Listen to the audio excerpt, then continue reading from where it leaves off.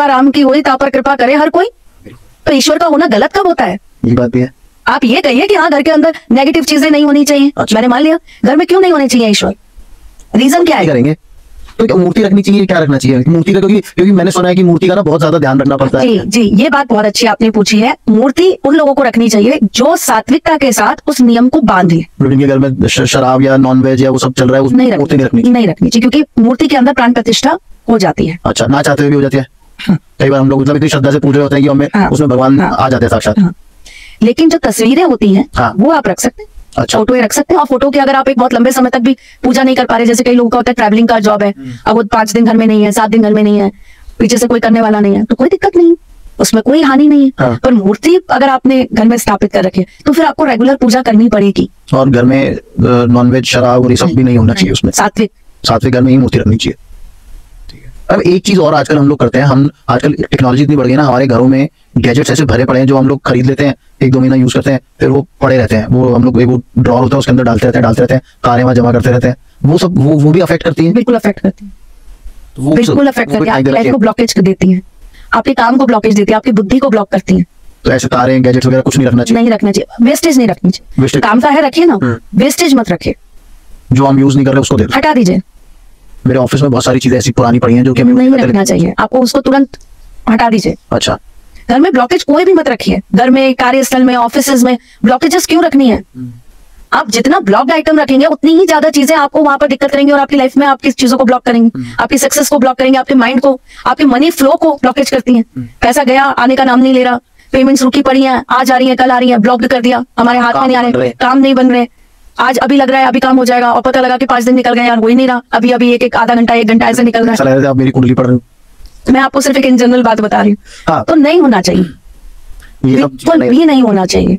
Flow रखिए हर चीज में, बहता हुआ दरिया बहता रहना चाहिए ना, हम उसमें से एक लोटा निकालते रहें और अपना यूज करते रहें। जिन लोगों की कुंडली के अंदर उनके धन भाव का स्वामी लाभ स्थान में बैठा हो, यानी कि 2nd हाउस का मालिक, आपके 2nd हाउस में जो राशि है उसका मालिक अगर आपके 11th हाउस में बैठा हो, और साथ में वो अपने ही किसी मित्र राशि के मित्र को लेकर बैठा हो, ग्रह को लेकर बैठा हो, मित्र ग्रह को लेकर बैठा हो, ऐसी कंडीशन में भी इंसान अगर पैसे को बहुत स्टोर करने लगता है तो उसके पास पैसा आना बंद हो जाता है। अच्छा, उसको खर्च करते रहना चाहिए। उसको खर्च करते रहना चाहिए। ओके। जैसे अभी पैसे की बात हो रही है, अब दिवाली भी आने वाली है, मुझे ना अभी किसी ने बताया कि हमें लक्ष्मी जी की आरती नहीं करनी चाहिए दिवाली के दिन, क्योंकि वो कह रहे थे कि वो हम लोग ना एक तरीके से विदा कर रहे हैं लक्ष्मी जी को आरती करके। उनकी विदाई अगले साल होनी चाहिए, वो भी धनतेरस के दिन। धनतेरस के दिन आप उनकी आरती करो, फिर दोबारा से लक्ष्मी जी को स्थापित करो। ऐसा कुछ ये है? हम रोज ठाकुर जी की आरती करते हैं। अच्छा, तो क्या हम उनको रोज विदा कर रहे होते हैं?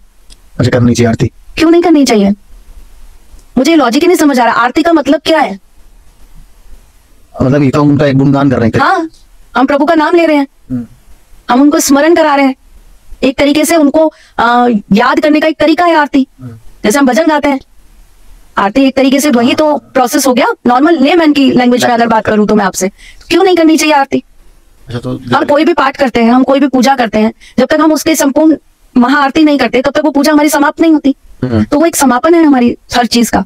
तो आपने जब दिवाली का पूजन किया, हम नाना प्रकार की सामग्री चढ़ा रहे हैं उन्हें, बहुत सारी चीजें चढ़ाई जाती है दिवाली में, माता रानी को भेंट करी जाती हैं, जैसे खीर, बताशे, मिठाई, है ना, चांदी के सिक्के भी हम रखते हैं, कुछ जेवर भी अपने जो होते हैं वो रखते हैं, नोट होते हैं वो रखते हैं, बहुत सारी चीजें होती हैं जैसे कि कपास, ठीक है, धनिया, हल्दी की गांठ, पीली सरसों, सारे लक्ष्मी के हुए हैं। बहुत सारी नाना प्रकार की चीजें होती है, कमलगट्टा, लघु नारियल, श्री यंत्र रखते हैं, उसकी पूजा करते हैं, उसको उसी दिन सिद्ध किया जाता है, उसी रात्रि को, दिवाली वाले दिन।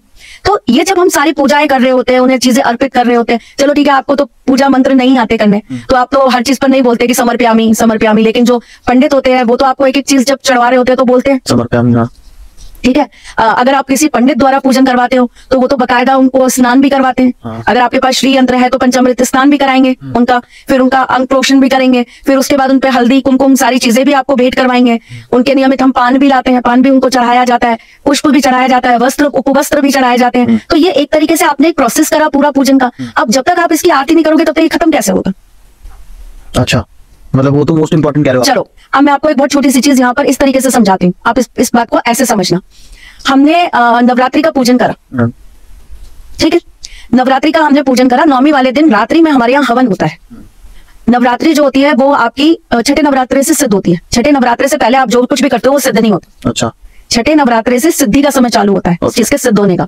छठी, सप्तमी, अष्टमी और नवमी, ये 4 रात्रि ही है नवरात्रि की। अच्छा। जो आपकी चीजों को सिद्ध करती है, मतलब जो जिसकी भी आप सिद्धि करना चाहते हो, जो भी आपने किया। अगर आपने 5 दिन भी दुर्गा चालीसा का पाठ किया तो वो सिद्ध आपका छठी ही रात्रि को होगा। अच्छा, छठी से नौवीं तक, ठीक है।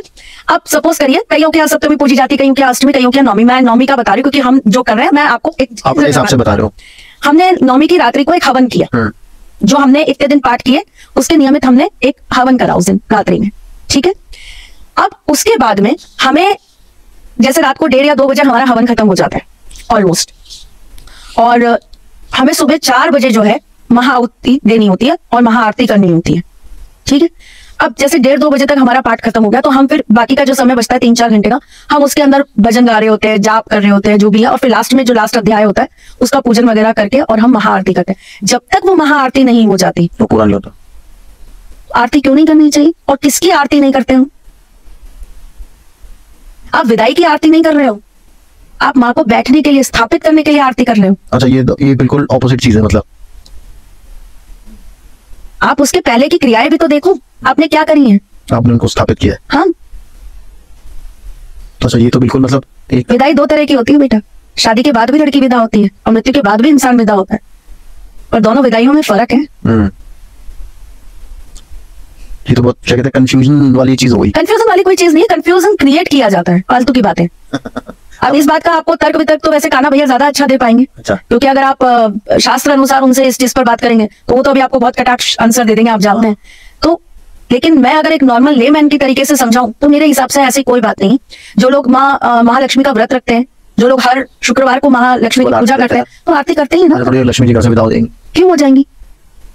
दिवाली का पूजन इसीलिए जो व्यवसाय स्थल पे किया जाता है, जो अपनी जहां पर हम लोग बिजनेस कर रहे हैं वहां पे किया जाता है, तो वो किया ही स्थिर लग्न में जाता है। अच्छा, वो स्थिर लग्न में इसीलिए किया जाता है कि माँ स्थिर होकर बैठ जाए घर के अंदर या व्यापार के अंदर, हमारे जीवन में रहे। वो उसी समय का समय देखकर किया जाता है। रात को 2-2:30 बजे करीबन आता है वो स्थिर लग्न, 1 बजे से लेकर 2:30 बजे तक के बीच में आता है स्थिर रात को। हाँ, तो वहाँ उस समय किया जाता है। हम लोग तो ये हर आप वृष लग्न में करते होंगे। हाँ, वो शाम को लगभग आएगा आपकी संध्या के टाइम पे। तो किस लग्न में वैसे करना चाहिए? स्थिर लग्न। स्थिर लग्न में करना चाहिए, रात को 1-1:30 बजे। वो शाम को भी आता है एक और एक रात को आता है, 2 ही होते हैं ना स्थिर लग्न। अच्छा, तो वो एक शाम को मिलेगा आपको और एक रात को मिलेगा। तो व्यापार के लिए अलग मुहूर्त होता है और घर के लिए अलग मुहूर्त होता है। अच्छा, ये इस बार मैं आपसे फोन करके पूछ लूंगा इस बार व्यापार। नहीं, हम इस पर अभी जब दिवाली वाला पॉडकास्ट बनाएंगे तो अपन पूरा, क्योंकि मैं पंचांग लेकर बैठूंगी और आपको एक एक चीज बता दूंगी कि इस समय घर में पूजा होगी, इस समय यहाँ पूजा होगी। एक और गलती मैंने बड़ी सुनी है मैम आजकल ना हम लोग। पहले आप मुझे एक चीज ये बताइए, इस पे उन्होंने क्या कहा था, कब पूजा करनी चाहिए? धनतेरस पे। धनतेरस पे पूजा कुबेर जी की जाती है। अच्छा, लक्ष्मी जी की पूजा ही नहीं होती उस दिन। अब एक बात को समझिएगा, बहुत छोटी सी बात है, समझने की कोशिश करिएगा। आपका किसी बैंक में अकाउंट है? हाँ। आपको अगर उस बैंक में से कोई भी ट्रांजेक्शन करना है या लोन चाहिए, या आपको उस बैंक के अंदर कोई भी दिक्कत आ रही है, आप किससे कांटेक्ट करेंगे? बैंक मैनेजर से या बैंक मालिक से? मैनेजर से। कुबेर जी मैनेजर हैं। अच्छा, लक्ष्मी जी मालिक हैं बैंक की। हाँ, कुबेर जी उनके अध्यक्ष है, जो उनके कोष को संभालते हैं, कोषाध्यक्ष। अच्छा, जो उनके उस सारी चीजों को मैनेज करते हैं। तो उस दिन उनकी पूजा होती है? फिर उस दिन केवल कुबेर जी की पूजा होती है धनतेरस के दिन जी। उसका भी कुछ तरीका है हम इस तरीके से करने? वो अपन जब 5 दिवसीय पूजा का बनाएंगे तो बिल्कुल आपको धनतेरस पे क्या करना है, छोटी दिवाली पे क्या करना है, आपको बड़ी दिवाली पे क्या करना है, गोवर्धन पे क्या करना है और ध्वज पे क्या करना है, वो सारी 5 दिवसीय पूजा में बताऊंगी। ठीक है, तो हम तो ये करनी चाहिए। मैं आपसे पूछा था कि आजकल ना हम लोग सब लोग एक गलती बहुत करते हैं, मैंने सुना भी है कि वो कभी नहीं करनी चाहिए, कि हम सब लोग बेड पे बैठ के खाते हैं खाना। दरिद्रता को निमंत्रण होता है ये। एक बेड पे बैठ के खाना खाते हैं, और आजकल हम लोग वॉशरूम जाते हैं तो अपना फोन साथ लेके जाते हैं। इस पे तो मेरे साथ बहुत कंट्रोवर्सीज हो चुकी है, क्योंकि मैंने 1-2 बार अपने भी वीडियोस में बोला ये नहीं करना चाहिए। तो वो लोग बहुत इस बात पे मुझसे वो करते हैं। अच्छा। पर हाँ, नहीं करना चाहिए, क्योंकि देखिए आपका फोन केवल एंटरटेनमेंट नहीं है। आपके फोन के अंदर आपका बहुत कुछ चल रहा होता है। आपका 90% वर्किंग जोन आपका मोबाइल है। बिल्कुल ठीक है। केवल आप उस पर गाने नहीं सुनते, रील्स नहीं देखते, आप उसके अंदर अपनी बैंकिंग भी चला रहे होते हैं, आप अपनी मेल्स भी उसी के अंदर रख रहे होते हैं। तो एक तरीके से देखें तो वो आपकी बहुत सारी चीजों को एक साथ में लेकर बैठता है। अब आप कोई पुराना, लोग तो आजकल उसके अंदर लक्ष्मी जी की फोटो या वैसी भगवान की फोटो भी लगा लेते हैं, भगवान की फोटो ऊपर लगा लेते हैं और आराम से आप जो है मोबाइल आपका आप वो कर रहे होते हो। तो ये मेरी अपनी राय है, बाकी मानना ना मानना तो हर स्वतंत्र भारत का स्वतंत्र नागरिक है, जो चाहे करे। नहीं करना चाहिए, बिल्कुल नहीं करना चाहिए।